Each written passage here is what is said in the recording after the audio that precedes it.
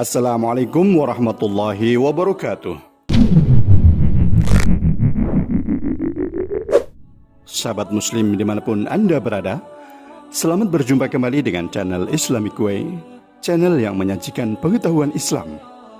Kali ini kita akan bahas tentang macam-macam perbuatan syirik dan contohnya. Syirik adalah dosa besar yang tidak dapat diampuni. Kegiatan syirik juga sangat dekat dengan kehidupan manusia, karena letaknya di dalam hati yang mana setiap manusia berpotensi untuk melakukannya. Belum lagi syirik yang berbalut dengan kebudayaan seperti jimat, upacara pemanggilan jin, ramalan, dan lain-lain. Lalu apakah sebenarnya syirik itu? Kata syirik berasal dari kata syarika, yang berarti berserikat, bersekutu, bersama atau berkongsi. Arti secara bahasa ini mengandung makna bersama-sama antara dua orang atau lebih dalam satu urusan atau keadaan. Dalam Al-Quran, kata syirik dengan berbagai bentuknya disebutkan 227 kali dengan makna yang berbeda-beda sesuai dengan konteksnya. Antara lain, persekutuan dalam pemilikan harta, seperti disebutkan dalam surat An-Nisa ayat 12. فَإِنْ كَانُوا أَكْثَرَ مِنْ ذَلِكَ فَهُمْ شُرَكَاءُ فِي الثُّلُثِ. Jika saudara-saudara seibu itu lebih dari seorang, maka mereka bersekutu dalam yang sepertiga itu. Persekutuan dalam merasakan azab di akhirat, seperti disebutkan dalam surat Az-Zukhruf ayat 39. وَلَا يَنْفَعُكُمُ الْيَوْمَ إِذْ ظَلَمْتُمْ أَنَّكُمْ فِي الْعَذَابِ مُشْتَرِكُونَ. Harapanmu itu sekali-kali tidak akan memberi manfaat kepadamu di hari itu karena kamu telah menganiaya dirimu sendiri. Sesungguhnya kamu bersekutu dalam azab itu. Persekutuan dalam kekuasaan atau penciptaan antara Allah dengan berhala-berhala atau makhluk lain ciptaan Allah, seperti disebutkan dalam surat Yusuf 106 dan Ali Imran ayat 36. Wa ma yu'minu aktsaruhum billahi illa wa hum musyrikun. Dan sebagian besar dari mereka tidak beriman kepada Allah, melainkan dalam keadaan mempersekutukan Allah dengan sembahan-sembahan yang lain. Wa'budullaha wa la tusyriku bihi syai'a. Sembahlah Allah dan janganlah kamu mempersekutukannya dengan sesuatu pun. Pengertian ketiga inilah yang dimaksudkan dengan syirik, yaitu menyekutukan Allah dengan selainnya yang diharamkan oleh Allah Subhanahu wa Ta'ala. Syirik terbagi menjadi dua. Satu, asyirkul akbar atau syirik besar. Syirik besar adalah menjadikan selain dari Allah Subhanahu wa Ta'ala sebagai tujuan dalam beribadah. Misalnya memohon dan bernazar sesuatu kepada selain Allah, takut kepada kuburan, takut kepada jin atau setan, serta percaya bahwa semua itu bisa mendatangkan manfaat dan menolak bahaya. Bentuk syirik ini menyebabkan seseorang keluar dari agama Islam, sehingga jika ia meninggal dalam keadaan demikian, maka akan kekal di dalam neraka. Berikut beberapa perbuatan yang termasuk macam-macam syirkul akbar atau syirik besar. Syirik dalam berdoa. Perbuatan orang musyrik yang meminta, memohon, dan memanjatkan hajatnya dalam doa dengan tujuan kepada selain Allah. Padahal, tiada yang kuasa mengabulkan semua doa kecuali Allah. Hal ini disebutkan dalam Al-Quran surat Al-Fatir ayat 13. وَالَّذِينَ تَدْعُونَ مِنْ دُونِهِ مَا يَمْلِكُونَ مِنْ قِتْمِيرٍ. Dan orang-orang yang kamu seru atau sembah selain Allah tidak mempunyai apa-apa walaupun setipis kulit ari. Syirik dalam sifat Allah. Syirik dalam sifat Allah dilakukan ketika seseorang percaya bahwa peramal bisa melihat masa depan dan ia mempercayainya, maka itu adalah syirik. Dengan ia mendatangi peramal, maka bisa dipastikan ia juga meragukan sifat Allah yang maha mengetahui. Syirik dalam kecintaan. Seorang muslim dilarang lebih mencintai apapun selain Allah, baik itu lebih mencintai orang tua, saudara, suami, istri, sahabat, atau siapapun. Janganlah mencintai secara berlebihan selain kepada Allah. Dalam Al-Quran surat Al-Baqarah ayat 165, Allah berfirman yang artinya, dan di antara manusia ada orang-orang yang menyembah tandingan-tandingan selain Allah. Mereka mencintainya sebagaimana mereka mencintai Allah. Adapun orang-orang yang beriman amat sangat cintanya kepada Allah.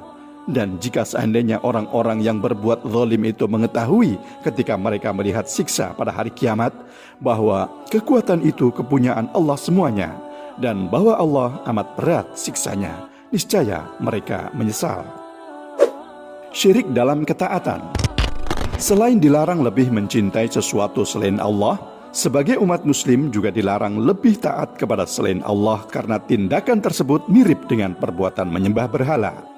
Dalam surat At-Taubah ayat 31, Allah berfirman, "Ittakhadhu ahbarahum wa ruhbanahum arbabam min dunillah wal masih ibn Maryam wa ma umiru illa liya'budu ilaha wahida la ilaha illahu subhanahu amma yusyrikun."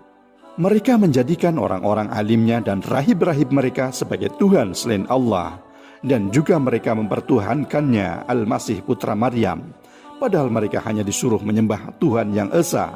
Tidak ada Tuhan yang berhak disembah selain Dia. Maha suci Allah dari apa yang mereka persekutukan. Syirik dalam ketakutan. Umat muslim dilarang lebih takut dari apapun kecuali dengan Allah. Ketakutan yang dimaksud tentu adalah takut kepada selain Allah, misalnya takut kepada mayat, kuburan, setan, dan menganggap bahwa semua itu bisa menyebabkan bahaya atau mudarat pada dirinya. 2. Syirkul asghar atau syirik kecil, yaitu menyekutukan Allah dalam tujuan beribadah atau beramal kebaikan yang tujuannya untuk memperoleh pujian dari orang lain, padahal tujuan beribadah dan beramal kebaikan itu seharusnya hanya untuk mencari keridhaan Allah Subhanahu wa Ta'ala. Adapun macam-macam syirik kecil, yaitu syirik zahir. Syirik zahir adalah syirik nyata yang dilakukan oleh seseorang dengan menggunakan benda-benda atau jimat seperti gelang atau kalung yang dipakai sebagai penangkal bahaya atau penyakit. Syirik khafi. Syirik khafi adalah syirik yang tersembunyi. Syirik ini bersumber dalam hati seseorang. Bisa saja berupa niatan semata atau memang kepercayaan namun tak ditunjukkan oleh perbuatan, hanya di dalam hati. Misalnya riya yang tersembunyi di dalam hati. Kedua macam syirik tersebut hukumnya haram, dan Allah Subhanahu wa Ta'ala tidak akan mengampuninya kecuali dengan bertobat sebelum meninggal. Sebagaimana ditegaskan dalam firman Allah Subhanahu wa Ta'ala, "Innallaha la yaghfiru an yushraka bihi wa yaghfiru ma duna dzalika liman yasha wa may yusyrik billahi faqad iftara itsman 'adzima." Sesungguhnya Allah tidak akan mengampuni dosa syirik, dan Dia mengampuni segala dosa yang selain dari syirik itu bagi siapa yang dikehendakinya. Barang siapa yang mempersekutukan Allah, maka sungguh ia telah berbuat dosa yang besar. Bentuk-bentuk syirik. Selain macam-macam syirik, kita juga perlu mengetahui bentuknya, yaitu syirik di dalam uluhiyah. Yaitu kalau seseorang meyakini bahwa ada Tuhan selain Allah yang berhak untuk disembah, berhak mendapatkan sifat-sifat ubudiyah. Allah Subhanahu wa Ta'ala berfirman, "Ya ayyuhan nasu ubudu rabbakumul ladzi khalaqakum wal ladzina min qablikum la'allakum tattaqun. Alladzi ja'ala lakumul arda firasyan was samaa'a binaa'a wa anzala minas samaa'i maa'an fa akhraja bihi minas thamarati rizqan lakum fala taj'alu lillahi andada wa antum ta'lamun." Allah Subhanahu wa Ta'ala berfirman, "Wahai manusia, sembahlah Tuhanmu yang telah menciptakan kamu dan orang-orang yang sebelummu agar kamu bertakwa. Dialah yang menjadikan bumi sebagai hamparan bagimu dan langit sebagai atap. Dan Dia menurunkan air hujan dari langit, lalu Dia menghasilkan dengan hujan itu segala buah-buahan sebagai rezeki untukmu. Karena itu janganlah kamu mengadakan sekutu-sekutu bagi Allah, padahal kamu mengetahuinya." Quran Surat Al-Baqarah ayat 21 dan 22. Syirik dalam ar-rububiyah, yaitu jika seseorang meyakini bahwa ada selain Allah yang bisa menciptakan, memberi rizki, menghidupkan atau mematikan, dan yang lainnya dari sifat-sifat ar-rububiyah. Orang-orang seperti ini keadaannya lebih sesat dan lebih jelek daripada orang-orang kafir terdahulu. Orang-orang kafir terdahulu beriman dengan tauhid rububiyah, namun mereka menyekutukan Allah dalam uluhiyah. Mereka meyakini kalau Allah adalah satu-satunya pencipta alam semesta, namun mereka masih tetap berdoa, meminta pada kuburan-kuburan seperti kuburan Latta. Maka orang-orang yang tidak meyakini sama sekali kalau Allah lah penciptanya atau ada Tuhan lain yang menciptakan, menghidupkan dan mematikan, tentu yang demikian lebih jelek lagi. Inilah yang dimaksud syirik ar-rububiyah. Syirik di dalam al-asma wa sifat, yaitu kalau seseorang mensifatkan sebagian makhluk Allah dengan sebagian sifat-sifat Allah yang khusus baginya. Contohnya meyakini bahwa ada makhluk Allah yang mengetahui perkara-perkara gaib. Allah Subhanahu wa taala berfirman, "Alimul ghaibi fala yudhiru ala ghaibihi ahada." Dialah Tuhan yang mengetahui yang gaib, maka Dia tidak memperlihatkan kepada seorang pun tentang yang gaib itu. Quran surat Al-Jin ayat 26. Sahabat Muslim, demikian tadi bahasan kita tentang macam-macam syirik dan contohnya. Kita berlindung kepada Allah agar dijauhkan dari amal perbuatan yang mengarah pada kesyirikan, karena perbuatan syirik akan menyeret pelakunya pada kebinasan abadi di neraka. Na'udzubillah min dzalik. Wassalamualaikum warahmatullahi wabarakatuh.